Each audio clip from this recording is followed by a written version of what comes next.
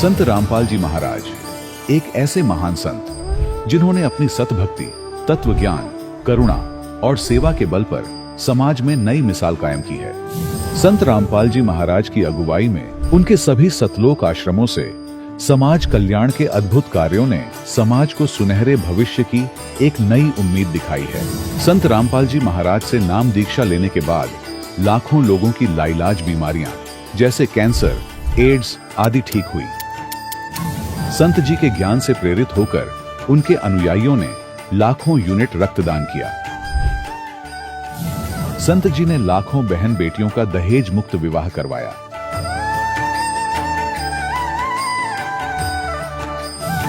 संत जी ने लाखों लोगों का नशा छुड़वाया, करोड़ों उजड़े परिवार बसे। संत जी के आश्रमों में समागम के दौरान निःशुल्क नेत्र चिकित्सा, दंत चिकित्सा प्रदान की जाती है। संत रामपाल जी महाराज द्वारा समय समय पर पर्यावरण संरक्षण के उद्देश्य से बड़े स्तर पर वृक्षारोपण किया जाता है। संत जी ने जरूरतमंदों को तत्काल राहत पहुंचाने के लिए एम्बुलेंस सेवा शुरू की।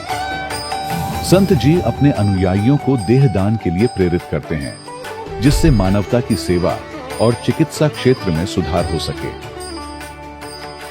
संत रामपाल जी महाराज के सभी आश्रमों में हर रोज निःशुल्क भंडारा आयोजित किया जाता है, जहां हर वर्ग, हर जाति और हर धर्म के लोग एक साथ बैठकर भोजन करते हैं।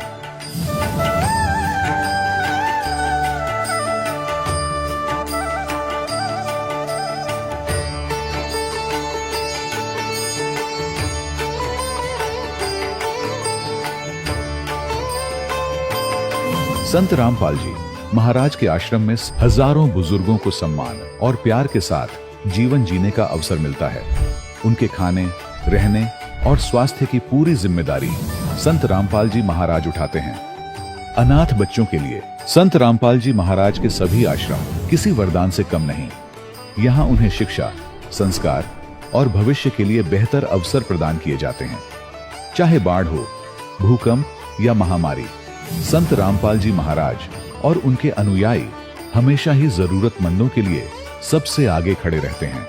कोविड महामारी के दौरान संत रामपाल जी महाराज के आश्रमों से करोड़ों लोगों के लिए भोजन, दवाइयां और जीवन रक्षक सामग्रियां उपलब्ध कराई गई। चाहे गरीब की मदद हो या किसी शोषित और पीड़ित वर्ग के हक और सम्मान की लड़ाई, संत रामपाल जी महाराज ने हमेशा ही उनकी दबी आवाज को सरकारों तक पहुंचाया है और उन्हें उचित न्याय दिलवाने में अहम भूमिका अदा की है। समाज में आध्यात्मिक और सामाजिक मूल्यों के प्रति जागरूकता लाने में संत रामपाल जी महाराज हर कदम पर मानवता के सच्चे सेवक साबित हुए हैं। संत रामपाल जी महाराज का जीवन हमें सिखाता है कि सच्ची सेवा वही है जो निस्वार्थ भाव से की जाए। आइए हम भी इस महान सेवा के कार्य में इस महान संत से जुड़ें और संत रामपाल जी महाराज से नाम दीक्षा लेकर अपने जीवन को धन्य बनाएं।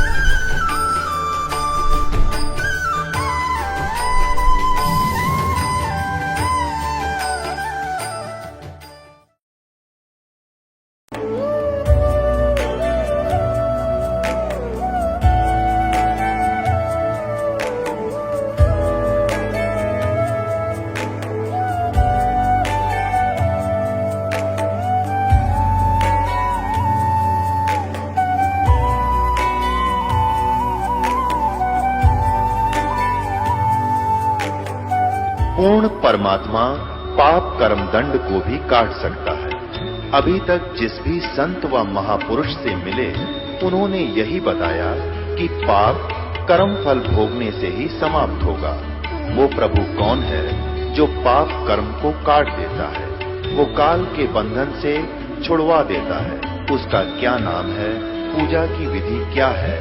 कृपया अवश्य सुनिए जगत गुरु तत्वदर्शी संत रामपाल जी महाराज के अमृत वचन। सत साहिब दर्शकों, जहां विज्ञान फेल हो जाता है, वहां से आध्यात्मिकता की शुरुआत होती है। ये बात आपको शायद अटपटी लगे, लेकिन यह बिल्कुल सत्य है। आज आपको हम एक ऐसी श्रद्धालु का अनुभव सुनाने जा रहे हैं जिसे सुनकर आपको यह बात सत्य साबित होती दिखाई देगी। इनसे मिलिए, ये हैं उत्तराखंड की निवासी अपर्णा जी। अपर्णा जी को एक ऐसी बीमारी थी जिसे डॉक्टर ने लाइलाज घोषित कर दिया था। डॉक्टर का कहना था कि अब आप नहीं बच पाएंगी, लेकिन आज अपर्णा जी हम सबके सामने खड़ी हैं। अपर्णा जी का कहना है कि मेरी लाइलाज बीमारी छूमंतर हो गई जब से मैंने संत रामपाल जी महाराज की शरण ग्रहण की। दर्शकों, क्या संत रामपाल जी महाराज द्वारा बताई गई भक्ति साधना में और उनके आशीर्वाद में इतनी शक्ति है कि लोगों की लाइलाज बीमारियां ठीक हो रही हैं? आइए जानते हैं कि इसके पीछे की सच्चाई क्या है। सुनते हैं अपर्णा जी की कहानी, उन्हीं की जुबानी। बहन जी नमस्कार। सच्चाई। क्या नाम है आपका? अपर्णा लोमी। अपर्णा जी कहाँ से आए हैं आप? सर भेटा गरुड़, जिला बागेश्वर, उत्तराखंड से। आप उत्तराखंड से बिलोंग करते हैं। संत रामपाल जी महाराज से कैसे जुड़े? सर संत रामपाल जी महाराज जी से मैं अपने पापा के द्वारा जुड़ी। मेरे पापा मार्केट में, उन्हें ज्ञान की पुस्तक मिली थी और ज्ञान का पुस्तक मिलने के बाद पापा ने उसे बहुत टाइम के बाद पढ़ा और फिर अचानक से ऐसी टीवी देखते देखते पापा ने सत्संग लगा दिया। जब सत्संग सुना, पापा को ज्ञान हुआ, पापा ने हमें बिठाया, हमें ज्ञान का पुस्तक भी पढ़ाई और फिर जब हमें भी समझ में आया कि हाँ बात तो यही सच है। आज तक हमने चीज़ों को देखा नहीं, बस लोग कहते थे कि हाँ तुम गीता पढ़ो, तुम गीता में तो ये लिखा है, गीता में कृष्ण ने हमें गीता बताई है, बस लोग यही कहा करते थे, हम भी यही माना करते थे। पर जब सतगुरु रामपाल जी महाराज जी का सत्संग सुना, उसे समझा, तो पता चला कि गीता तो कृष्ण ने बोली नहीं, वो तो काल ने बोली कृष्ण के अंदर आकर के। तब हमने भी सोचा कि सच में वेद में, गीता में, कुरान में, बाइबल में और गुरु ग्रंथ साहिब में जो प्रमाण है उसके अनुसार जिन देवताओं की हम भक्ति कर रहे हैं वो असल में देवता नहीं है, असल में परमात्मा जो है वो कबीर साहिब है। तो फिर जब आपने संत रामपाल जी महाराज से नाम दीक्षा ली तो आपको क्या लाभ मिले? सर सतगुरु रामपाल जी महाराज जी से नाम दीक्षा लेने के बाद में मुझे जो ब्रीथिंग प्रॉब्लम थी, जो कि मेरे दादाजी के कारण हुआ करती थी, क्योंकि मेरे दादाजी तो पहली डेथ हो चुकी थी मेरे दादाजी की, जब मेरे फादर की शादी भी नहीं हुई थी और उन्हें एक प्रॉब्लम थी, ब्रीथिंग प्रॉब्लम जो थी। तो बाद में जब मैं 5th क्लास में थी, उस टाइम पे मेरे दादाजी मुझे दिखने लगे स्कूल में ही। स्कूल में मुझे दिखते और मेरे से बोलते, बेटा तू कैसी हो रही थी, तबीयत ठीक है? बोलते तो मुझे डर सी लगती कि मतलब दादाजी यहाँ कहाँ से आ गए, मैंने केवल फ़ोटो में देखा था। तो उसके बाद अचानक से वो मेरे पास आके मेरा गला दबा देते थे और उनके गला दबाने से मेरी सांस रुक जाती थी, जिससे मेरी आंखें पलट जाती थी और मैं बेहोश हो जाती थी। हाँ, लेकिन इतना था कि मैं अगल बगल जो लोग बोल रहे हैं उसको सुन सकती थी। ऐसे ही हर दिन स्कूल में जैसे पहुँचे ठीक 10 बजे मुझे ये प्रॉब्लम होती थी और फिर स्कूल वाले, मेरे मैनेजर सर, प्रिंसिपल मैम, सभी सीधे पापा को फ़ोन करते, कभी मम्मी को फ़ोन करते कि तुम्हारी बेटी तो ऐसा ऐसा हो गया है। तो सब स्कूल पहुंच जाते, कभी वो खुद ही मुझे डॉक्टर के पास ले जाते। तो वहाँ मुझे ग्लूकोज जब चढ़ाने लगते डॉक्टर्स, तो सीधे मतलब ग्लूकोज चढ़ाने में मुझे ज़्यादा प्रॉब्लम होती थी। उसके बाद मुझे जब पापा दिल्ली लेके गए थे, वहाँ मैं चेकअप हुआ, उधर उन्होंने साफ बोला था कि जो आपकी बेटी है, इसको जो प्रॉब्लम है, इस प्रॉब्लम वाले बच्चे आज तक कभी ज़िंदा नहीं रहे, तो ये भी ज़िंदा नहीं रहेगी, आप इससे कोई भी उम्मीद मत रखना। फिर गांव वालों ने कहा, अरे मेरे पापा से बोला कि जो तुम भक्ति कर रहे हो इससे तुम्हें लाभ नहीं, इससे तुम्हें लाभ तभी होगा जब तुम अपने घर में जो दोष हैं उनको सही करोगे, इसलिए तुम पूज गौच कराओ।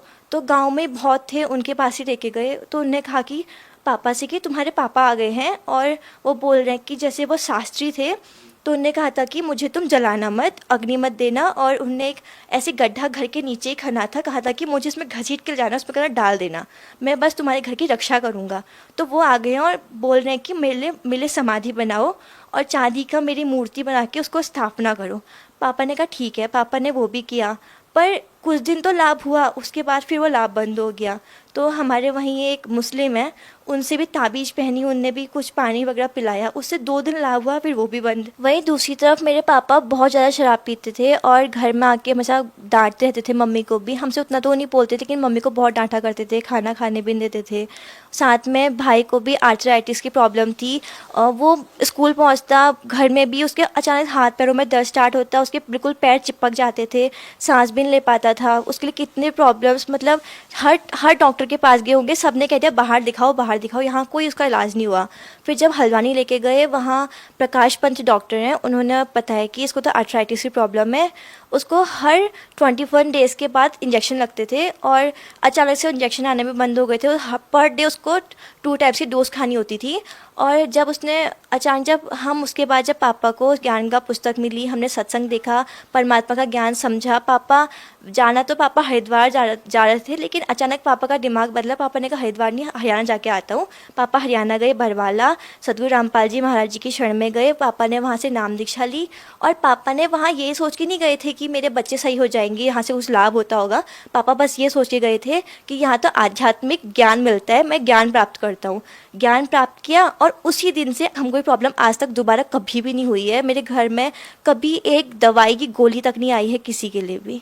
बहन जी, आपको इतने सारे कष्ट थे, जैसे आप बीमार थे, आपके भैया भी बीमार थे, आपके पिताजी बहुत सारी ड्रिंक करते थे, आप लोगों के घर पे दुखों का पहाड़ था। उसके बाद आपने संत रामपाल जी महाराज से नाम दीक्षा ली और आप स्वस्थ हो गए। कैसा लगता है, क्या कहना चाहेंगे आप? तत्वदर्शी संत ने हर अपने भक्त के सभी कष्टों का निवारण किया है।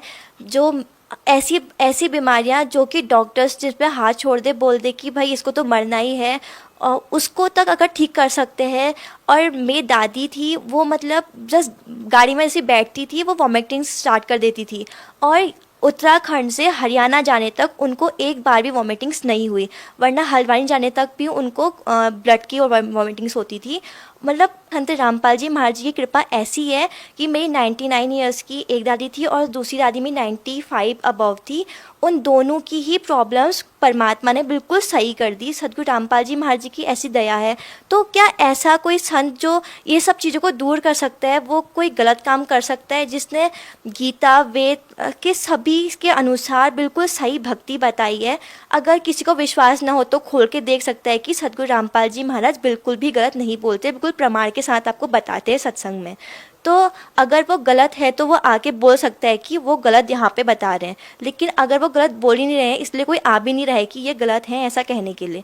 आप उन लोगों को क्या संदेश देना चाहेंगे जो ये कहते हैं कि भक्ति करने की कोई समय सीमा होती है, बच्चे क्या भक्ति करेंगे, भक्ति करने की एज होती है प्रौढ़ अवस्था? आप उन लोगों को क्या संदेश देना चाहेंगी? वो समझते हैं कि बच्चे क्या समझेंगे कि शास्त्रों में क्या लिखा है, क्या गीता जी में लिखा है। आखिर बच्चे कैसे निर्णय कर सकते हैं कि शास्त्रों में क्या लिखा है? संत रामपाल जी महाराज शास्त्रों के अनुसार भक्ति बता रहे हैं या नहीं बता रहे हैं, ये इस उम्र के बच्चे कैसे डिसाइड कर सकते हैं?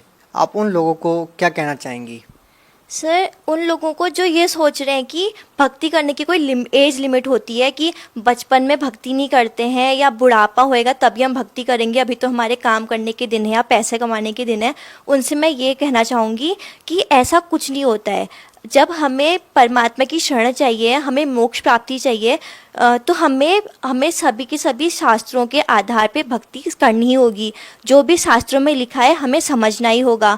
और गीता में, वेदों में, बाइबल, गुरु ग्रंथ साहिब, कुरान शरीफ, सभी में बिल्कुल प्रमाण के साथ जब लिखा गया है कि कबीर इज़ गॉड, तो हमें ये बात समझनी होगी।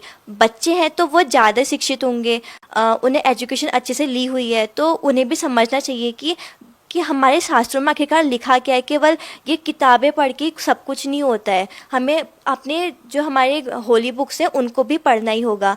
और फिर एज लिमिट की बात आती है तो ऐसा है कि कोई भी इंसान है, कभी भी उसकी डेथ हो सकती है, क्योंकि काल का चक्र ऐसा है कि वो बच्चा पैदा होते हुए भी मर सकता है, बच्चा जवान होकर मर सकता है और बुढ़ापे में भी मरता है। आज किसी की एज लिमिट फिक्स नहीं होती कि उसके 100 ईयर्स पूरे होंगे तभी उसकी डेथ होगी। दूसरी तरफ लोग ये क्यों भूल जाते हैं कि मीरा ने, ध्रुव ने और प्रहलाद ने बचपन से ही भक्ति स्टार्ट करी थी। उनको मोक्ष भी तो इसीलिए मिला क्योंकि उन्हें बचपन से अपनी भक्ति कंप्लीट कर ली। अपनी एज आने तक परमात्मा उनको अपने साथ अपने सतलोक में लेके गए, उनका मोक्ष हुआ।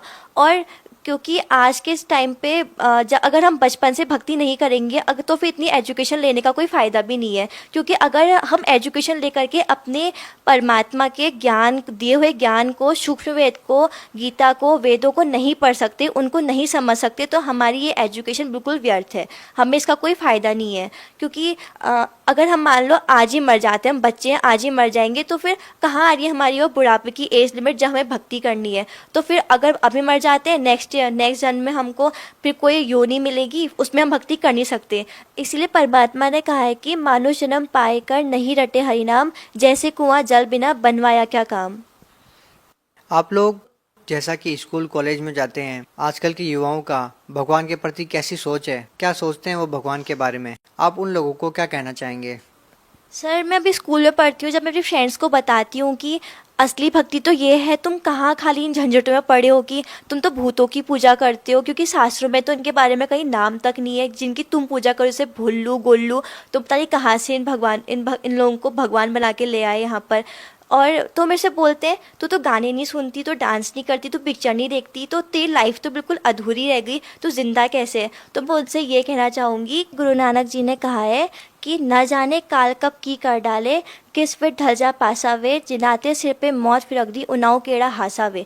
क्योंकि हमें पता नहीं काल हमारे ऊपर क्या कर देगा, और ये जीवन जो है, हमें मनुष्य जीवन जो मिला है, इस काल के जीवन में हमें कोई भी पल ऐसा नहीं जब हमें खुशी मना सकते हैं, क्योंकि काल हमारे उसमें कभी भी किसी भी तरह हमारे ऊपर मृत्यु डाल सकता है, कैसा भी हमें दुख दे सकता है।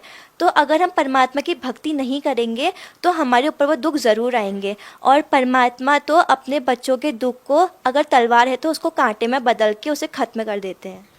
कुछ और कहना चाहेंगे संत रामपाल जी महाराज की भक्ति के बारे में, या आपके कुछ विचार हो जो आप समाज को बताना चाहते हैं? सर संत रामपाल जी महाराज जी की भक्ति बिल्कुल शास्त्र अनुकूल भक्ति है, क्योंकि वो हमें गीता वेद सभी के आधार पे प्रमाणित भक्ति बताते हैं। जैसे कुरान शरीफ में हर जगह पर परमात्मा का नाम आया है कबीरम, लेकिन कुरान शरीफ के अनुवादकर्ता उसे कहते हैं कि उसका अर्थ है बड़ा अल्लाह। वो ये क्यों नहीं समझते कि उसका अर्थ तो कबीर ही है, कि कबीर इज़ गॉड। वैसे ही नानक जी ने हमेशा अपने गुरु ग्रंथ साहिब में लिखा है कि कबीर ने मुझे नाम दीक्षा दी, वो एक जुलाहा था। फिर भी जो पंजाबी हैं वे ये नहीं समझते कि सच में हमें भी तो वही भक्ति चाहिए, कि क्योंकि गुरु नानक जी ने ये भी कहा है कि वही गुरु पूरा है जो हमें दो अक्षर का भेद बताता है, एक छोड़ने का और एक लेने का। जैसा कि आपने हमें बताया कि आपको जो बीमारियां थी, जैसे ब्रीथिंग की जो प्रॉब्लम थी, आपके दादाजी जो भूत बन के आपको दिखाई देते थे, दूसरी तरफ आपके भैया को प्रॉब्लम थी, आपके पिताजी शराब पीते थे, ये सारी बीमारियां नाम लेने से ठीक हो गई। लेकिन आज की जो युवा पीढ़ी है वो नहीं मानती है कि केवल मंत्रों के जाप करने से या कोई भक्ति करने से इस तरह के कोई लाभ मिलते हैं। आप क्या कहना चाहेंगे?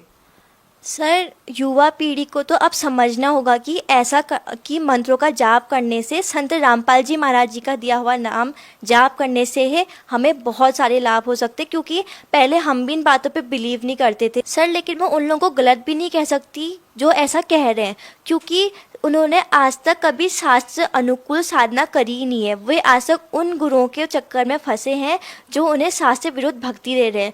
एक बार अगर वो संत रामपाल जी महाराज जी की शरण में आके सदगुरु रामपाल जी महाराज जी से नाम दीक्षा लेंगे, उनके सभी कष्ट अपने आप ही खत्म हो जाएंगे, और तभी वो इस बात पे बिलीव कर भी सकते हैं। जब संत रामपाल जी महाराज जी की शरण में आए, हमको खुद बिलीव हुआ, क्योंकि वरना उस दिन से हमको बीमारी क्यों नहीं हुई। क्योंकि अगर मेरा भाई वो दवा को एक दिन नहीं खाता था तो उसे बहुत ज़्यादा प्रॉब्लम होती थी, और संत रामपाल जी महाराज जी की शरण में आने से उसने वो दवा दोबारा कभी नहीं खाई और उसे आज तक कोई प्रॉब्लम भी नहीं हुई। बहुत बहुत धन्यवाद आपका।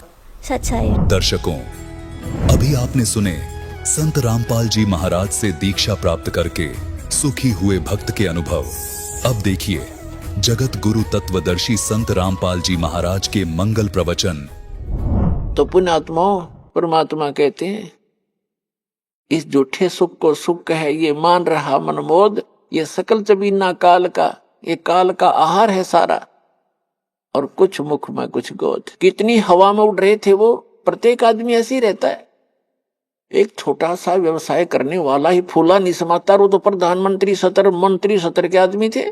तो उनकी कितनी इच्छाएं थी, ये कर देंगे, वापस आएंगे, ऐसा करेंगे, वैसा करेंगे, खाक करेंगे।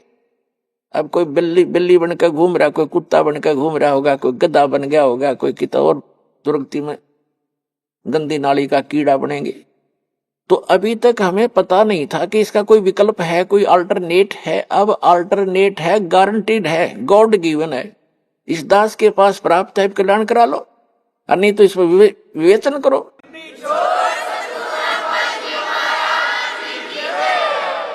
ऐसे यहाँ बहुत से उदाहरण आप देखते हो। एक मुख्यमंत्री जी हेलीकॉप्टर में जा रहे थे, आगे लोग उनकी स्वागत में मालाएं लिए खड़े थे और वो दुर्घटनाग्रस्त हो गया। 3 दिन में लाश पाई उस मुख्यमंत्री जी की। और अब क्या बनेगा आगे का हमें पता है, इस दास को पता है, परमात्मा के विधान से परिचित। अगले जन्म में गधा बनेगा। अपने पूर्व जन्म की मलाई को नाश कर लिया, आगे भक्ति की नहीं, चार्जर ठीक मिला नहीं। पुण्यात्मा होते हैं जितने मंत्री हैं या अफसर हैं, अधिकारी हैं, या कोई अच्छा जो व्यवसाय है जिसका, और या वैसे मानव श्री प्राप्त है जिनका जो, तो वो भक्ति के लिए भटकते रहते हैं। वो चाहते हैं हम भक्ति करें और वो करते भी रहते थोड़ी बहुत, लेकिन वो साधना ठीक नहीं। शास्त्र विधि को त्याग कर जो मनमाना आचरण करते हैं, जैसा आपको रोहतक के एक परिवार का उदाहरण दिया, वो जब तक साधना उनकी, वो साधना कर रहे थे, शास्त्र विधि त्याग का मनमाना आचरण कर रहे थे।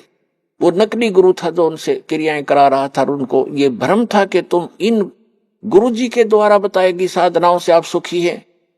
अब इस तत्व ज्ञान की रोशनी में आपको पता चलेगा कि वो उसके पूर्व जन्म के प्रारब्ध थे, वो पूर्व जन्म के संस्कारों से बनी किस्मत में लेख थे, उनको वो मिटा नहीं सके वो गुरु और उनकी साधनाएं। और ये सतपुरुष कबीर भगवान की साधना इस दास के पास है। इससे कहते हैं संत शरण में आने से आई टले बला, और जय मस्तक में सूली हो, मृत्यु हो, वह कांटे में टल जा। जय मस्तक में सूली हो तो वह कांटे में टल जा, यानी थोड़ी बहुत, जैसे किसी की मृत्यु होनी हो और टांग टूट गई दुर्घटना में, सारा न बचाव रह गया, टांग तो जुड़ जाएगी 6 महीने में, और जीवन कैसे मिले। तो इस परमात्मा की शरण में आने से आपके परिवार की रक्षा होगी। आप यहां भी सुख चाहते हो तो यही देगा आपको। ये सुख सागर है, ये पूर्ण परमात्मा है। और फिर यहां से जब आप जाओगे, सतलोक में जाओगे, वहां आपके बहुत बड़े बड़े महल, सुंदर महल यूं के यूं रखे खड़े हैं, वो खाली पड़े हैं। आप अपनी अज्ञानता से और यहां आ गए हो, जिसके विषय में हम आपको बताते भी रहते हैं। सृष्टि रचना से आपको ज्ञान होगा। सृष्टि रचना की दास ने प्रवचन कर रखे हैं, उनकी सीडी उपलब्ध है, और पुस्तकों में भी भक्तों ने बना रखे हैं, वो आप पढ़ सकते हो, सुन सकते हो।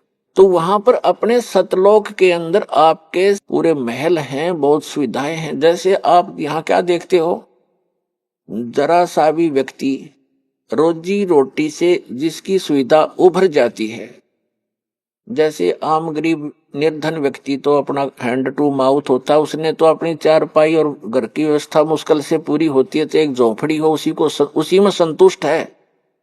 और जिसका थोड़ी सी पोस्ट हो जाती है, थोड़ा सा धन हो जाता है, तो वो क्या करता है, कोठी हो, सुंदर चारों तरफ चिप्स लगी हो, मार्बल लगा हो, पत्थर लगा हो, आगे लान हो बहुत बड़ा सुंदर, और उसके अंदर बगीची बनी हो चारों तरफ के, उसमें फव्वारे छूट रहे हो।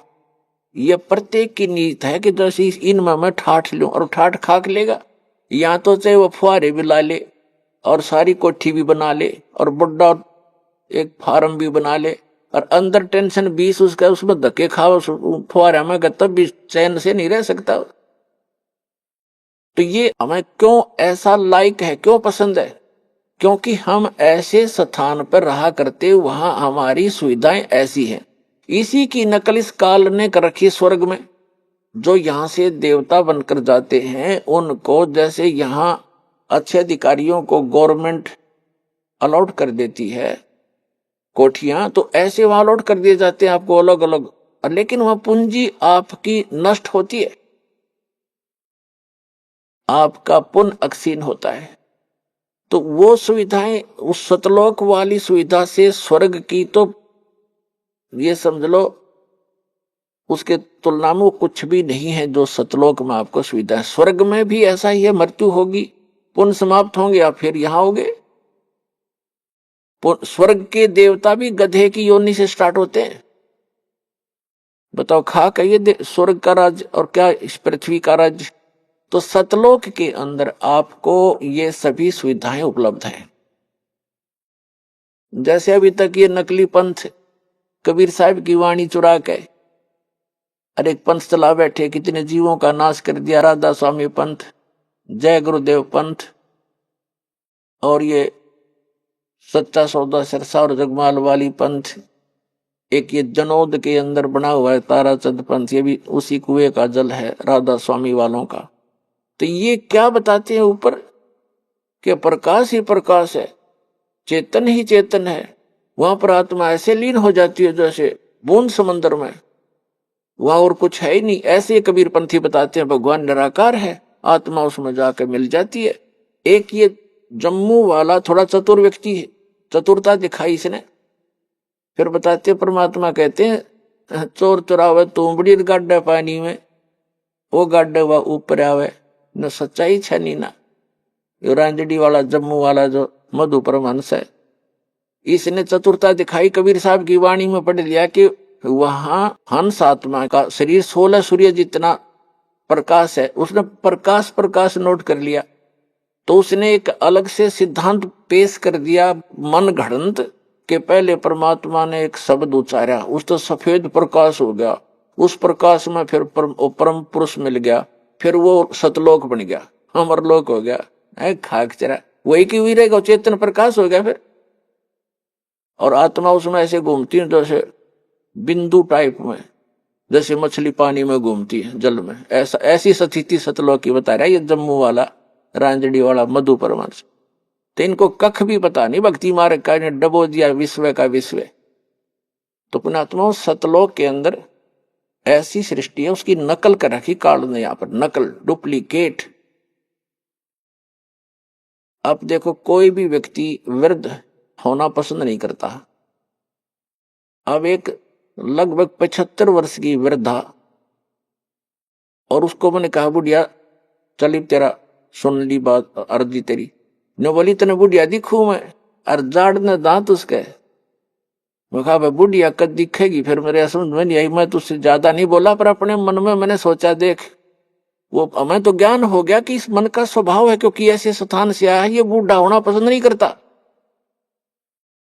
ऐसे ही एक रिटायर्ड मास्टर जी था, वो कहने लगा जी ऐसे ऐसे अभी नाम लिया मैंने आज ही, और मेरे ऐसी ऐसी गड़बड़ सी रहती है। मैं बोला वृद्ध हो गई भी, इतनी थोड़ी बहुत ठूठा तो हो ही जाती है। मैं बोला अभी बूढ़ा कहाँ हुआ, 74 साल का ही तो हूँ। अच्छा भाई बूढ़ा कद होगा फिर। तो ये स्थिति हमारे मन की है, और ये बिल्कुल ठीक है। और फिर मृत्यु क्यों होती है? जब हम कितने सुखी हैं यहाँ पर, सारा जीवन एक संपत्ति संतान को जोड़ने में, उनकी सुरक्षा में, उनके पालन पोषण में लगा देते हैं, और फिर ना संतान का भरोसा ना अपने आप का। एक सेकंड में के बिजली गिर जाए इस गंदे लोक में। तो ये इसका समाधान बताया भगवान। अभी तक विकल्प नहीं था हमारे पास। हम ज्यादा से ज्यादा स्वर्ग माना करते थे, स्वर्ग चले जाएंगे। स्वर्ग का नहीं पता था, स्वर्ग में गए हुए प्राणी भी वापस आते हैं। श्रीमद् भगवत गीता अध्याय नंबर 8 के श्लोक नंबर 16 में कहा कि अर्जुन जो मेरी भक्ति करता ब्रह्म तक की, जैसे गीता अध्याय नंबर 8 के श्लोक नंबर 13 में ये गीता ज्ञानदाता कहता है मेरा एक ओम अक्षर है मुझ ब्रह्म का, ओम इति एकाक्षरम ब्रह्म विभारण माम अनुसमरण ये प्रयाति तजन देहम से याति परमाम गतिम।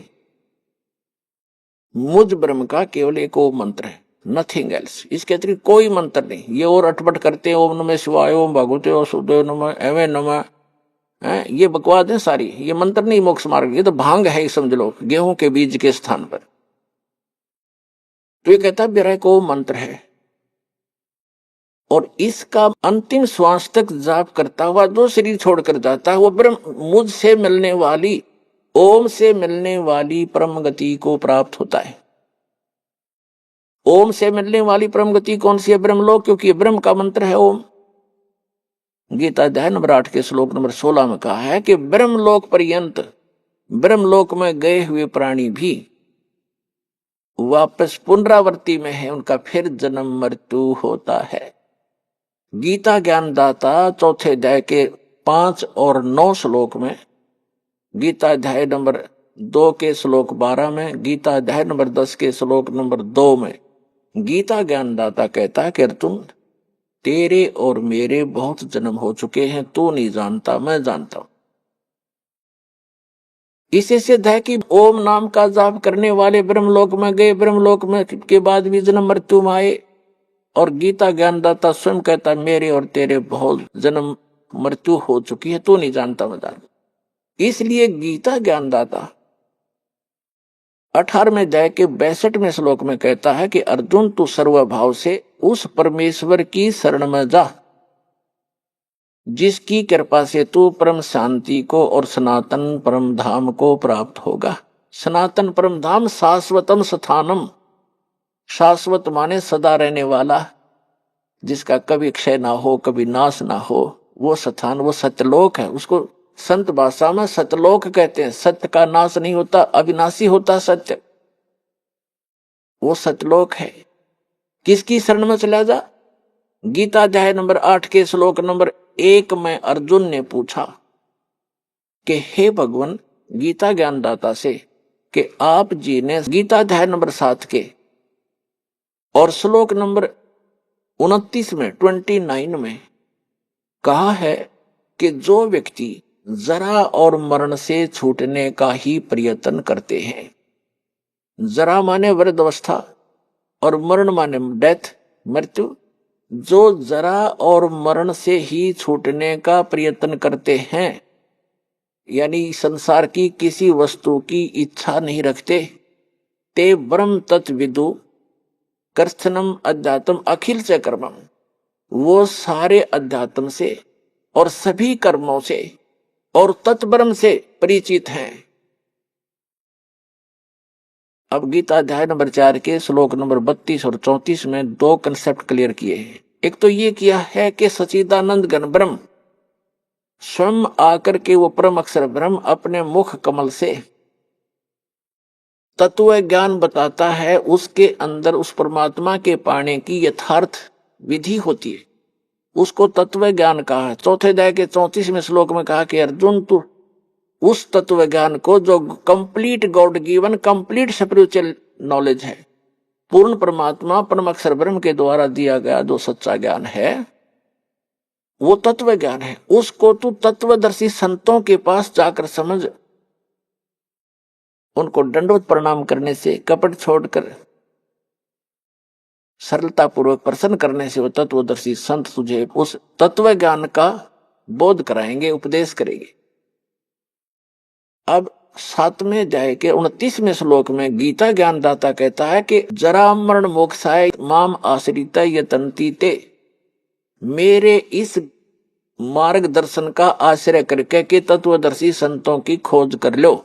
और वो तत्वदर्शी संत बताओगे उस तत्व ज्ञान को जिन्होंने ये आश्रय कर लिया, मेरे संकेत समझ गए, वो केवल जरा और मरण से ही छूटने का प्रयत्न करते हैं, क्योंकि वो उस तत्व ब्रह्म से और यहाँ के सारे अध्यात्म ज्ञान से और सभी कर्मों से परिचित हैं। जैसे दास आज के सत्संग में आपको वही क्लियर कर रहा है कि ऐसे कर्म करते रहे, ऐसे कर्म करने से ये लाभ होगा, ये हानि होगी, ये भक्ति करने से ये इतना लाभ होगा, जो पूर्व के संस्कार आपके प्राप्त हैं उनसे आपको ये लाभ हो रहा है, सतभक्ति ना करने से फिर वो एक ही दम आप प्राप्तियां आ जाती हैं।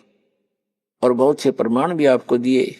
मंत्री थे, प्रधानमंत्री थे, मुख्यमंत्री थे, वो पूर्व जन्म के पुनः से बने हुए थे। आगे चार्जर था नहीं, आगे सतभक्ति थी नहीं, एक ही दम सब नाश हो गए। जैसे डिस्चार्ज हो जाती है बैटरी इन्वर्टर की और एक ही दम सब सुविधाएं समाप्त हो जाती हैं। तो ये संपूर्ण अध्यात्म ज्ञान से सभी कर्मों से जो परिचित हो जाते हैं वो तत्ब्रह्म से परिचित है, और इन कर्मों से अध्यात्म ज्ञान से वो ही जरा और मरण से छूटने का प्रयत्न करते हैं। जरा माने वृद्धावस्था का कहर। पुणात्मा, अब आप देखते हो कोई बूढ़ा चल रहा लाठी के सहारे, कभी बैठ जाता कभी चल पड़ता रहा। आप जब युवा हो स्पीड से निकल जाते हो उसको यूं देखते हुए, आपके कभी सपने में मनाती या दुर्गति थारी भी होगी, आपकी भी होगी। तो जब तक आपको ये ज्ञान नहीं होगा तब तक ये मन की बकवाद समाप्त नहीं होंगी।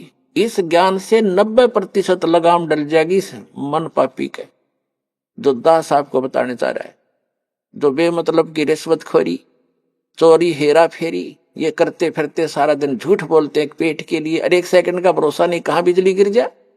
और जब हम इस परम पिता की शरण में आ जाएंगे, आपको चार्जर मिल जाएगा, हैंडपंप मिल जाएगा, कितना जल भर लो, दूसरे का क्यों चराओ, तो अपना भरो ठाट कर, कितना ठोक लियो, मटके भर कर धर लियो सपेर।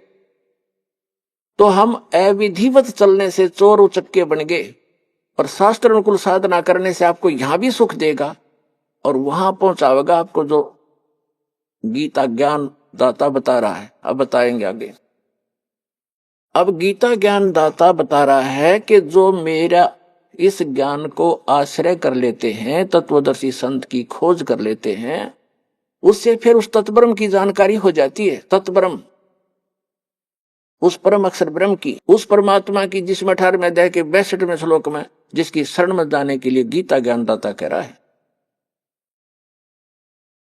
उसकी जानकारी होती है और सभी कर्मों से परिचित हो जाते हैं और सभी अध्यात्म कंप्लीट स्पिरिचुअल नॉलेज से वो परिचित हो जाते हैं।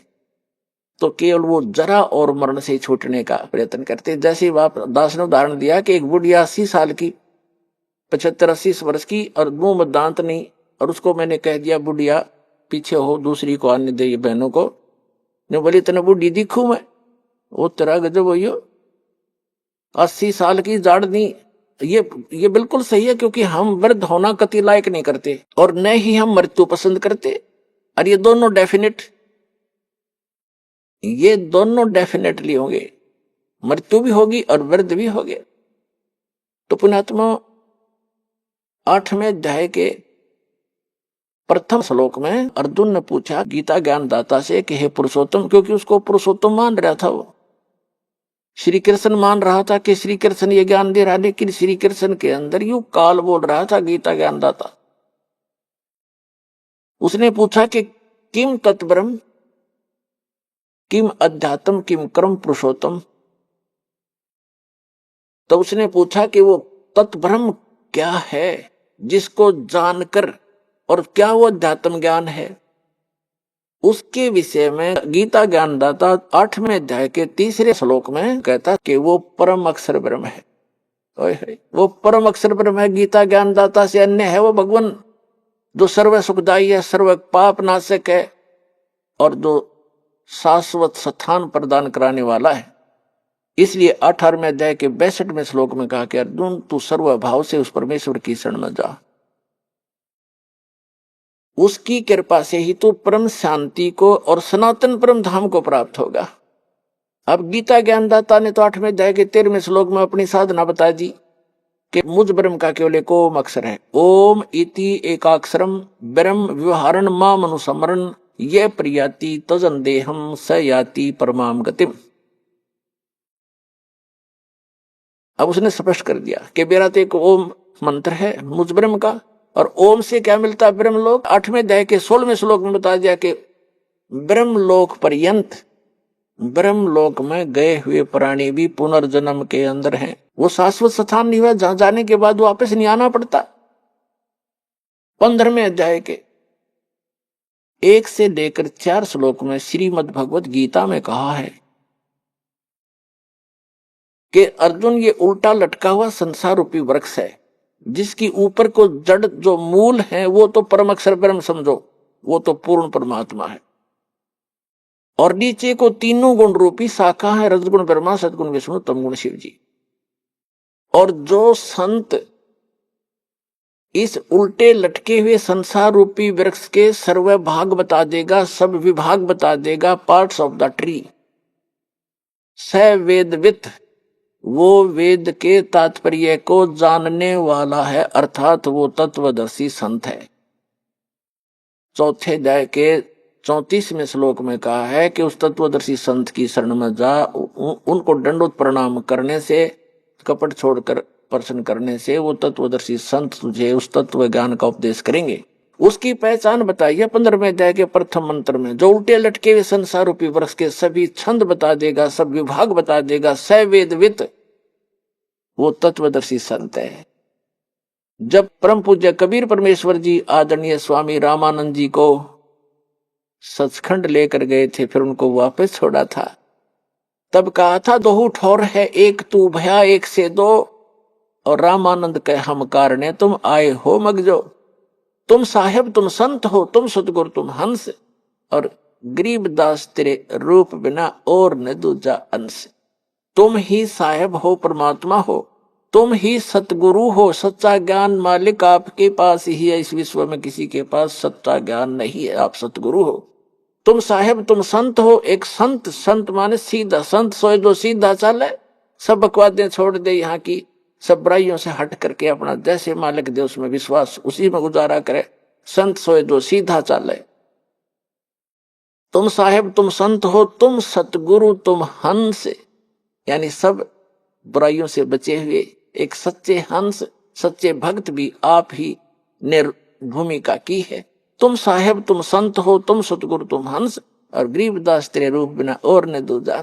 तो सतगुरु रूप में आए हुए 600 वर्ष पहले कबीर भगवान ने ये तत्व ज्ञान बताया था उस परम अक्षर ब्रह्म ने। वो काशी के अंदर जो धानक रूप में रहे थे, दुल्हाई रूप में, वो परम अक्षर ब्रह्म थे और आज भी हैं। वो हमारे को ज्ञान देने आए थे, हमारे को एक ट्रायल देने आए थे कि संसार में घने धन की जरूरत नहीं है, जो घना इकट्ठा करता हो महामूर्ख है। कबीर साहब कहते हैं परमात्मा आपको दे जो आपके प्रारब्ध में है, आपकी किस्मत में है, सहर्ष स्वीकार करो, लेकिन उसको दुरुपयोग ना करो। बीड़ी शराब मांस तंबाकू अरे तोचले बनाने पे, नाचने और गाने पे, ब्याह के अंदर बकवाद करने पे, ये दुरुपयोग है तुम्हारा। इसको या तो दान करो और अपना सीमित सा अपना धंधा करो, जो भगवान में बाधक ना बने। तो यहां परमात्मा ने रहकर दिखाया था कि टोटे में भक्ति करे, सोए सही सपूत, और ये मायाधारी मस्करे ना जाने कितने जालिए उते। तो परमात्मा ने बताया कि वो एक रिहर्सल करके दिखाई, दाता ने एक रोल किया कि भगत को इतना पर्याप्त है। घर तो 3.5 हाथ गणाते है 4.25, कह कबीर जो घना चावे उसको नहीं विचार। फिर भी भगवान जो आपको दे रखा है उसमें संतुष्टि रखे, और केवल माया की ही डिमांड भगवान से नहीं करे। परमात्मा कोई बालक नहीं है। डॉक्टर के पास आप चले जाते हो, अब डॉक्टर को तो सारा पता है मरीज का, जब उसके दाखिल हो गया, वो एडमिट हो गया, अब मरीज अपना दर्द तो बता सके है, लेकिन डॉक्टर ने कौन सा इलाज पहले करना वो तो डॉक्टर जानता है। अब जैसे आपका एक्सीडेंट हो गया, डॉक्टर के पास चले गए, आपका रक्त बह रहा है, ब्लड निकल रहा है, ब्लीडिंग हो रही है, उधर से आपकी टांग में पीड़ा हो रही है, तो वो डॉक्टर आप बेशक चिल्ला रहे होगे, लेकिन पहले ब्लड को रोकेगा कि ब्लड बह गया तो ये मर जाएगा, या टांग की चीज तो फिर बंद कर दूंगा। तो पहले वो ब्लड बंद करेगा ताकि आपका जीवन नाश ना हो, वो दर्द फिर हो जाए खत्म। तो इसी प्रकार आप जी यहाँ आते हो, एक परमात्मा के हॉस्पिटल में आ गए, वो आपके सारे दुख दूर होंगे। अब आपने टारगेट बना रखा है मेरा ये काम हो, बस ये हो, और भगवान ने ये पता कि इसकी जान जाने वाली है, 10 दिन के बाद इसका जीवन नहीं है, तो आपकी एज एक्सटेंड करेगा। उम्र एक्सटेंड करने के लिए जो आपको एड दे रहा है, वो काम आपका भले ही ना हो रहा है, लेकिन आपको जीवन दान दे करके वो 100 सुख देगा फिर आगे चल के। और मरीज ये कहे मेरे टांग में पीड़ा, तू कैसा डॉक्टर है, मुझे दर्द ही ठीक हो रहा, लेकिन डॉक्टर को पता है कि इसका ब्लड रोकना जरूरी है, तो डॉक्टर वही काम करेगा जो आपके हित में होगा, आपकी नहीं मानेगा। पहले वो उसको मालूम है कि आप चिल्ला रहे हो, उसको मालूम है कि इसमें ऐसी पीड़ा होगी, लेकिन ये घातक नहीं है।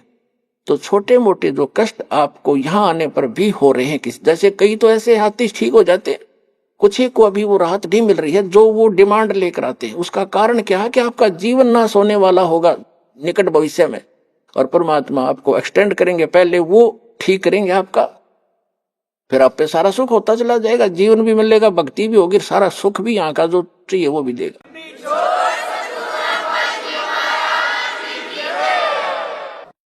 तो प्रसंग चल रहा है कि हम गीता अध्याय नंबर 15 के श्लोक नंबर 1 से 4 में ये स्पष्ट किया है कि उल्टे लटके हुए संसार रूपी वृक्ष को जो जानता है स वेदवित, वो तत्वदर्शी संत है, वो वेद के तात्पर्य को जानने वाला यानी ज्ञान युक्त है, वो तत्व ज्ञान युक्त है। तो वो ज्ञान स्वयं भगवान ने बोला करके 600 वर्ष पहले, जिसको हम एक जुल्हा एक धानक कहा करते थे। पुण्यात्माओं, ये आपके पिता हैं, पूरे विश्व के सभी आत्माओं के हमदर्द हैं। हमारे लिए ये कैसे वेशभूषा में यहां रहा करते थे और कैसा रोल करते थे, और पूरे ब्रह्मांडों का संचालन भी वो एक झोंपड़ी में बैठकर किया करते थे। उसकी समर्थता से जब आप परिचित होगे तब आपको पता चलेगा सचमुच हम भगवान को छोड़कर अन्य की जो साधना कर रहे थे वो मोक्षदायक भी नहीं थी, सुखदायक भी नहीं थी। तो क्या बताया परमात्मा ने? अक्षर पुरुष एक पेड़ है जो पृथ्वी से बाहर दिखाई देता, उसको पूरे सभी विभाग सहित उसको पेड़ बोलते हैं, ट्री बोलते हैं, वृक्ष कहते हैं, दरखत कहते हैं, रूख कहते हैं। और उसकी जो नीचे का जो हिस्सा है जड़, वो प्रोक्ष है, वो गुप्त है। तो इसको उल्टा कर लीजिए, ऊपर को जो जड़ है वो संसार रूपी वृक्ष की, तो वो जड़ तो समझो पूर्ण परमात्मा है। और उस पूर्ण परमात्मा ने आके बताया है कि अक्षर पुरुष एक पेड़ है और सरपुरुष वा की डार, ज्योति निरंजन जिसके कहते हैं सरपुरुष, और तीनों देवा शाखा है ये पात रूप संसार। ये देखिएगा एक संसार रूपी वृक्ष का चित्र दिखाते हैं। ये पृथ्वी से बाहर जो दिखता है समझो,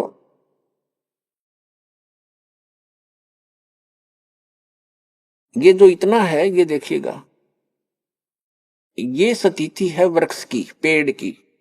परमात्मा ने खुद बताया कि अक्षर पुरुष एक पेड़ है, ये सारा एक पेड़ है और इसका तना जो है ये अक्षर पुरुष है, और सरपुरुष या की डार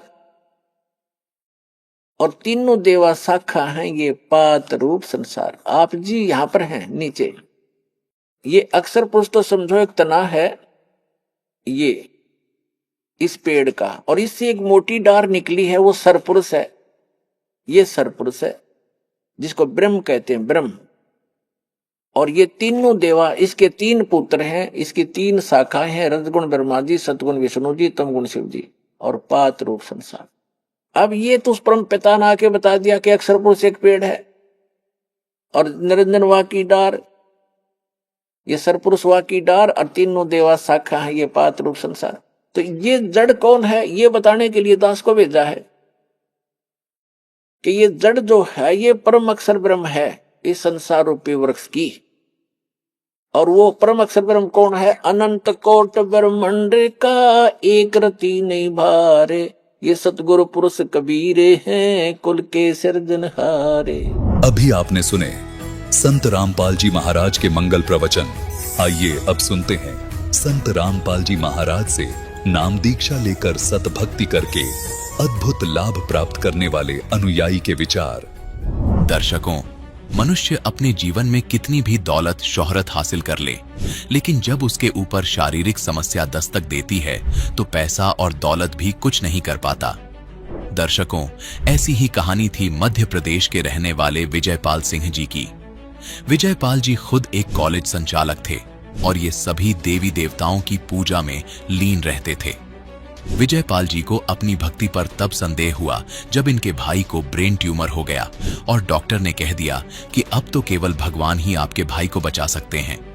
दर्शकों, आज विजयपाल जी का कहना है कि मेरी जिंदगी तब बदली जब मुझे संत रामपाल जी महाराज द्वारा लिखित पुस्तक भक्ति सौदागर को संदेश मिली, और उस पुस्तक को पढ़ने के बाद मैं समझ गया कि यदि इस पृथ्वी पर कोई भगवान है तो वह केवल कबीर भगवान है। दर्शकों, विजयपाल जी आखिर ऐसा क्यों कह रहे हैं?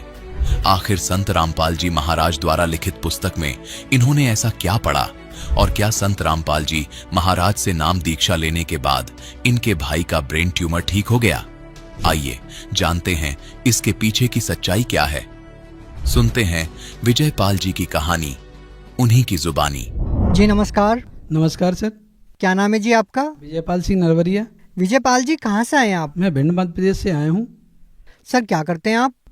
मेरा कॉलेज है, मैं कॉलेज का संचालक हूँ। सर, संत रामपाल जी महाराज जी से नाम दीक्षा लेने से पहले आप क्या भक्ति साधना करते थे? संत रामपाल जी महाराज से नाम लेने से पहले मैं वही साधना ब्रह्मा विष्णु महेश दुर्गा जी और अन्य जो व्रत रखना, अन्य वही साधना करता था। सर, जब आप हिंदू धर्म में प्रचलित सभी प्रकार की पूजाएं करते आ रहे थे तो आप संत रामपाल जी महाराज जी की शरण में क्यों गए? संत रामपाल जी महाराज की शरण में मैं इसलिए गया था कि जो पूर्व में साधना करता था उनसे वो शारीरिक और भौतिक और आर्थिक लाभ नहीं हो रहे थे। और दूसरा कारण ये था कि जो पूर्व की साधना थी उसमें ये नहीं पता था कि परमात्मा, पूर्ण परमात्मा कौन है और वो कहाँ रहता है और कैसे मिलेगा। यहाँ ये पूर्व साधना में 3 भगवान बताए जाते थे कि ब्रह्मा, विष्णु, महेश, इनकी साधना करो। तो इसलिए मेरे को वो क्लियर नहीं हो रहा था कि पूर्ण परमात्मा कौन है। और एक बड़ा कारण और था कि जो हमारे भाई साहब हैं, बड़े भाई, वो टीचर हैं, तो उनको ब्रेन ट्यूमर था। तो ब्रेन ट्यूमर के लिए मैं उनको दिखाने के लिए गया था। तो डॉक्टर ने ये बोला था कि मैं तो केवल इलाज कर सकता हूँ, लेकिन बाकी सब परमात्मा के हाथ में।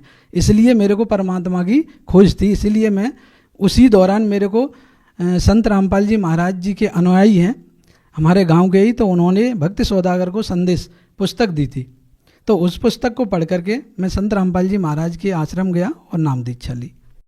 सर, जैसा कि आपने बताया कि आपको परमात्मा की खोज थी और आपके बड़े भाई साहब को काफ़ी सारी प्रॉब्लम थी, तो फिर आप संत रामपाल जी महाराज जी की शरण में गए। तो सर, हम आपसे ये जानना चाहेंगे कि संत रामपाल जी महाराज जी की शरण में जाने के बाद आपकी जो परमात्मा पाने की तलाश थी और आपके जीवन में जो कठिनाइयाँ थी, क्या वो दूर हुई? हाँ, संत रामपाल जी महाराज की आश्रम में जाकर नाम दीक्षा हमने ली। नाम दीक्षा लेने के बाद हमने अपने भाई को भी नाम दीक्षा दिलवाई।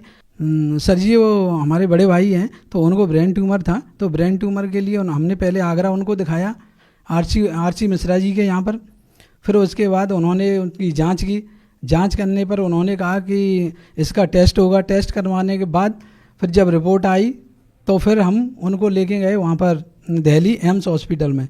जब एम्स हॉस्पिटल में दिखाया उनको, तो उन्होंने 11 महीने का समय दिया ऑपरेशन के लिए। तो हमने फिर उसके बाद उनको सेंट स्टीफन हॉस्पिटल में दिखाया। वहाँ जब दिखाया तो डॉक्टर ने बोला कि इनका ऑपरेट होगा, इनकी 3rd स्टेज चल रही है। और उस समय हमने जब वहाँ दिखाया तो ऑपरेशन के लिए डॉक्टर ने बोला, जब हमने फिर उनका वहाँ ऑपरेशन कराया, लेकिन डॉक्टर ने ये बोला था कि इनका एक हाथ भी पैरालाइज हो सकता है और उनकी याददाश्त भी जा सकती है।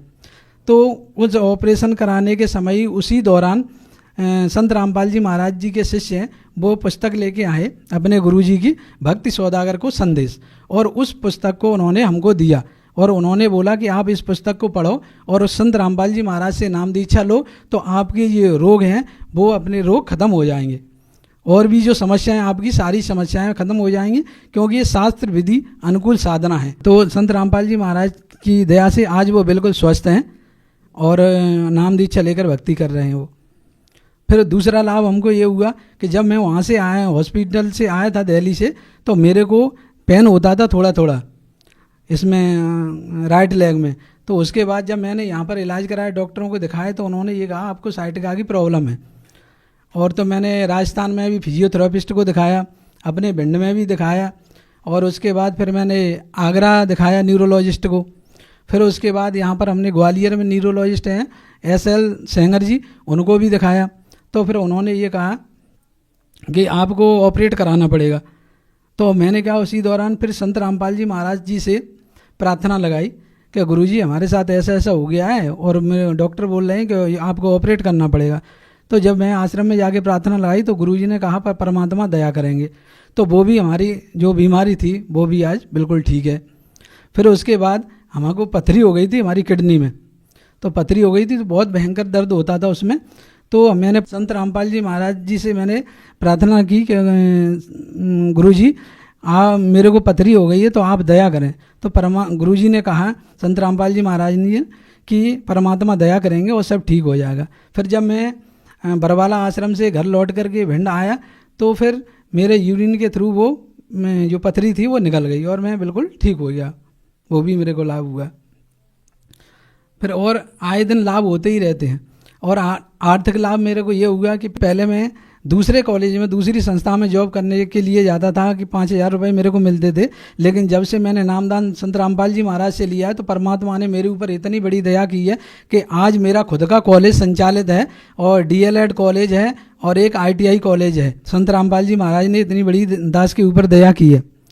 फिर क्या हुआ कि मेरे को एक लाभ और बहुत बड़ा लाभ हुआ कि मेरे को क्या है, मैंने गुरुजी से नामदान लेकर के जब भक्ति की तो मेरे को एकदम जितना 100% विश्वास होना चाहिए उतना नहीं हो पा रहा था।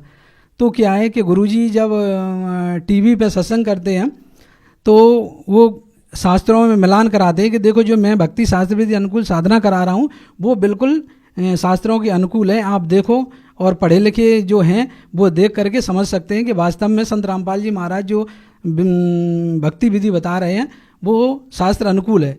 तो मैंने क्या है बाजार से गीता, देवी भागवत पुराण, शिव पुराण और रामायण ये खरीद के लाया। तो गुरुजी जब सत्संग करते थे तो मैं भी उसके गुरुजी के साथ में संत रामपाल जी महाराज के साथ ही साथ उन्हें शास्त्रों में मिलान करता था। जब मिलान करता था तो मेरे को बिल्कुल परफेक्ट जो गुरुजी बताते हैं वही विधि उसमें और नियम मर्यादा वही पता चलते थे। तो मेरे को बिल्कुल एकदम 100% विश्वास हो गया। तो मैंने कहा अब बिल्कुल भक्ति डट के करेंगे। तो उसी दिन की बात है, मैं सोया हुआ था और सुबह 4 बजे का वक्त था। तो उस समय स्वयं कबीर परमात्मा प्रकट होकर के विराजमान हो गए हमारे पलंग से करीब 3 या 4 फुट ऊंचे ऐसे हवा में विराजमान हो गए। और मेरी इतनी प्रकाश था, इतना ज़बरदस्त प्रकाश था कि मेरी आंखें अपने आप स्वतः ही खुल गईं। तो जब मैंने देखा तो परमात्मा को दंडवत किया। तो परमात्मा ने कहा कि बेटा तेरे को अभी भी विश्वास नहीं हो रहा। मैंने कि मालिक बिल्कुल दृढ़ विश्वास हो गया, अब ऐसी कभी होगा ही नहीं, अब तो 100% विश्वास हो गया। तो उस दिन के बाद मेरे को इतना ज़बरदस्त विश्वास हुआ और ये बहुत बड़ा परमात्मा की दया से लाभ हुआ। और भी हमारे जो बच्चे हैं तो वो बच्चे अभी परमात्मा की दया से सत्संग देखते हैं, ना तो वो सर जी कोई ना सीरियल देखते हैं वो, और ना कोई अन्य ऐड वगैरह पिक्चर वगैरह कुछ नहीं देखते। बस अपनी जो गुरुजी का सत्संग है और उसके पढ़ाई से संबंध चीज़ें ही देखते हैं और अपने बढ़िया वो रहते हैं, कोई उनको दिक्कत नहीं है। मेरे को अन्य लाभ ये हुआ कि मेरे बड़े भाई हैं जिनका ब्रेन ट्यूमर का मैंने ऑपरेशन कराया था, तो उनको क्या है चक्कर आने लगे कुछ समय के बाद। तो और मेरे को भी चक्कर आने लगे। जब हम संत रामपाल जी महाराज के दर्शन करने गए तो संत रामपाल जी महाराज से प्रार्थना की कि गुरुजी हमको और हमारे बड़े भाई हैं ये दोनों को चक्कर आ रहे हैं। तो गुरुजी ने कहा आपने कोई मर्यादा भंग की है तो इसलिए आपको चक्कर आ रहे। तो संत रामपाल जी महाराज ने बोले कि आप जाओ और दोबारा नाम दीक्षा लो और सब ठीक हो जाएगा, परमात्मा दया करेंगे। तो उसके बाद हमने नाम दीक्षा दोबारा ली और उसके बाद आज तक मैं बिल्कुल स्वस्थ हूँ और हमारे बड़े भाई साहब भी बिल्कुल स्वस्थ हैं, उनको कोई दिक्कत नहीं है। एक अन्य लाभ ये और हुआ कि मैं पहले नशा करता था, तो जब से हमने गुरुजी से नाम दीक्षा ली है उस दिन से मेरा बिल्कुल नशा छूट गया है। सर ऐसा आखिर क्या होता है कि जो भी व्यक्ति संत रामपाल जी महाराज जी से नाम दीक्षा लेता है वो नशा छोड़ देता है? सर आप खुद एक टीचर हैं, आप खुद पढ़े लिखे इंसान हैं, आप एक कॉलेज को संचालित करते हैं, तो हम आपसे ये जानना चाहेंगे कि ऐसा संत रामपाल जी महाराज अपने शिष्यों को क्या बताते हैं कि जो भी उनसे नाम दीक्षा लेता है वो नशा छोड़ देता है?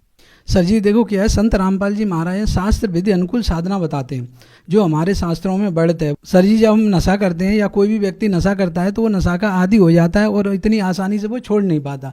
लेकिन जब हम संत रामपाल जी महाराज जी से नाम दीक्षा लेते हैं तो सद्भक्ति से वो स्वतः ही अपने आप नशा उनका छूट जाता है। सर आप खुद एक टीचर हैं और आपने बताया कि संत रामपाल जी महाराज से नाम दीक्षा लेने के बाद आपको इतने सारे लाभ मिले, लेकिन सर आज का जो पढ़ा लिखा समाज है वो इन बातों में विश्वास नहीं करता कि किसी संत के आशीर्वाद से या मंत्रों के जाप से इस तरह के लाभ होना संभव है। तो आप उन लोगों को कैसे यकीन दिलाएंगे, कैसे विश्वास दिलाएंगे? मैं उन समाज के सभी लोगों से ये प्रार्थना करूंगा कि जिन लोगों को ये विश्वास नहीं हो रहा है कि ये भौतिक चीज़ों पे विश्वास करते हैं यानी साइंस पे विश्वास करते हैं, उन लोगों से, क्योंकि मैं भी एक साइंस का स्टूडेंट हूँ और मैंने भी साइंस से ही मेडिसिन में बी फार्मा किया है, उसके बाद MSc किया है और मैंने B.Ed किया है, M.Ed किया है। सर भौतिक शिक्षा तो मैंने भी ग्रहण की है और भौतिक शिक्षा से वो लाभ नहीं मिल रहे थे जो आध्यात्मिक शिक्षा से मिलते हैं। तो इसलिए मैंने क्या है कि जो संत रामपाल जी महाराज हैं वो सद्भक्ति बताते हैं, वो शास्त्रों में मिलान करवाते हैं। तो मैंने उन शास्त्रों में मिलान किया, शास्त्रों के लाकर, तो जब मैंने मिलान किया तो मैंने पाया कि बिल्कुल ठीक है। लेकिन फिर भी वो अंदर जो हृदय में उतना नहीं जच पा रहा था कि वास्तव में हाँ इस तरीके से परमात्मा मिल जाते हैं। तो जब मैं सोया हुआ था तो रात को 4 बजे कबीर परमात्मा स्वयं मेरे बेड के ऊपर विराजमान हो गए। तब उन्होंने बताया कि बेटा अभी भी तेरे को जच नहीं रहा हृदय में, अब जच गया? तो मैंने कहा हाँ परमात्मा बिल्कुल मेरे को जच गया। इसलिए मैं आप सभी लोगों से मैं प्रार्थना करना चाहता हूँ कि आप पहले आएँ और संत रामपाल जी महाराज का सत्संग देखें और उनसे आप मिलान करके और फिर मर्यादा में रह करके भक्ति करके देखें, तो आपको भी परमात्मा वो सारी शक्ति और सारे लाभ प्रदान करेंगे। एक बात मैं और कहना चाह रहा हूँ कि अभी तक आप सभी ने भौतिक शिक्षा ग्रहण की है, अब आप एक बार संत रामपाल जी महाराज से नाम दीक्षा लेकर के आध्यात्मिक शिक्षा ग्रहण करके देखिए, फिर आपको वो सारी चीज़ें, सारे लाभ प्राप्त होंगे और आपके सारे ज्ञान चक्षु खुल जाएंगे। सर, यहाँ एक और चीज़ हम आपसे जानना चाहेंगे कि जैसा कि आपने बताया कि संत रामपाल जी महाराज से नाम दीक्षा लेने के बाद इतने सारे लाभ होते हैं, तो हम आपसे ये जानना चाहेंगे कि संत रामपाल जी महाराज अन्य संतों से किस प्रकार से अलग हैं? जो अन्य संतों की भक्ति है वो अन्य संत अंधश्रद्धा भक्ति के तहत लोगों को ज्ञान दे रहे हैं। उनका जो ज्ञान है वो कहीं भी मैच नहीं होता। जिस प्रकार से हम छात्र हैं जो कॉलेज में पढ़ते हैं, तो उनके लिए जब हम कोई भी प्रैक्टिकल कराते हैं तो उनकी एक रेफरेंस बुक होती है। उस रेफरेंस बुक में देखा जाता है कि वास्तव में जो प्रैक्टिकल है वो उसमें मैच हो रहा है कि नहीं। तो इसी प्रकार से जो अध्यात्मक ज्ञान है, अध्यात्म की जो रेफरेंस बुक हैं वो हमारे साथ हैं, जैसे गीता है, वेद हैं, पुराण हैं, बाइबल है, कुरान है, तो ये रेफरेंस बुक हैं। तो जो भी अध्यात्मिक ज्ञान है इनमें मैच होना चाहिए, लेकिन अन्य संत के जो अध्यात्मिक ज्ञान है उनमें शास्त्रों में मैच नहीं होता, वो अपना मनमाना आचरण कराते हैं, इसलिए लाभ नहीं होता। जबकि संत रामपाल जी महाराज जो बताते हैं शास्त्र विधि अनुकूल साधना बताते हैं जो शास्त्रों में वर्णित है, इसलिए उनकी उनसे नाम दीक्षा लेने के बाद और लोगों को राहत मिलती है, यानी लाभ मिलते हैं सभी प्रकार के। इस प्रकार से संत रामपाल जी महाराज अन्य संतों से भिन्न है। सर, एक और चीज़ संत रामपाल जी महाराज जी के बारे में कही जाती है कि सर आप एक पढ़े लिखे इंसान हैं, आप खुद एक टीचर हैं, तो संत रामपाल जी महाराज जी के बारे में ये कहा जाता है कि वो वेद और शास्त्रों के तथ्यों को तरोड़ मरोड़ के पेश करते हैं। तो सर आप क्या कहना चाहेंगे इसके बारे में? सर, ये लोग कहते हैं कि संत रामपाल जी महाराज तथ्यों को तोड़ मरोड़ के पेश करते हैं, ये बिल्कुल झूठी बात है। क्योंकि मैंने बाजार से खरीद करके शास्त्रों गीता वेद खरीद के और अपने घर पे और स्वयं मैंने मिलान किया है, 1 दिन नहीं 2 दिन नहीं, मैंने महीनों मिलान किया है। उसके बाद मैंने संत रामपाल जी महाराज से नाम दीक्षा ली है और वो बिल्कुल शास्त्र अनुकूल, बिल्कुल सही अर्थ करके बताते हैं वो, और रेफरेंस भी देते हैं। तो आप वहाँ से पढ़े लिखे हो तो मिलान भी कर सकते हो, आप स्वयं जान सकते हो, या दास से अगर जो चाहें तो आप नंबर ले करके भी बात कर सकते हो। मैंने मिलान किया है, आप भी मिलान करो और संत रामपाल जी महाराज से भक्ति ले करके शास्त्र अनुकूल साधना करो। सर, आप खुद एक शिक्षक हैं, तो हम आपसे ये जानना चाहेंगे कि आज का जो समाज है वो आन उपासनाओं में और पाखंड पूजा में ही आरूढ़ है, तो उन लोगों को आप क्या कहना चाहेंगे? मैं उन सभी समाज के लोगों को कहना चाहता हूं जो पाखंड पूजा में लगे हुए हैं या अन्य जो शास्त्र अनुकूल साधना नहीं है वो कर रहे हैं, तो मैं उनसे यही मेरा निवेदन है कि आप संत रामपाल जी महाराज का ज्ञान सुनिए। आप YouTube से सुन सकते हैं, फेसबुक से सुन सकते हैं, या टीवी के माध्यम से आप जान सकते हैं। इन सभी के माध्यम से आप देखिए, समझिए और शास्त्र अनुकूल साधना को बिल्कुल जानिए और फिर अपने जीवन में उतारिए, और उनका संत रामपाल जी महाराज के ज्ञान का जो लाभ है आप वो लाभ लीजिए, स्वयं लीजिए, अपने रिश्तेदार, अपने भाई बंद, अपने मित्रों और सभी लोगों को प्रचार करके आप उनको आध्यात्मिक लाभ से परिचित कराएं। तो सर, जो लोग संत रामपाल जी महाराज जी से नाम दीक्षा लेना चाहते हैं वो उनसे नाम दीक्षा कैसे ले पाएंगे? सर जी, जो लोग भी नाम दीक्षा लेना चाहते हैं संत रामपाल जी महाराज से, वो YouTube फेसबुक पर संत रामपाल जी महाराज सर्च करके उस पर सत्संग आता है, उस सत्संग के नीचे पट्टी लगी रहती है, उस पट्टियों पे फ़ोन नंबर मोबाइल नंबर लिखे रहते हैं। उन मोबाइल नंबर के माध्यम से आप आश्रम का पता कर सकते हैं और नामदान ले सकते हैं। जी धन्यवाद। सत साहिब।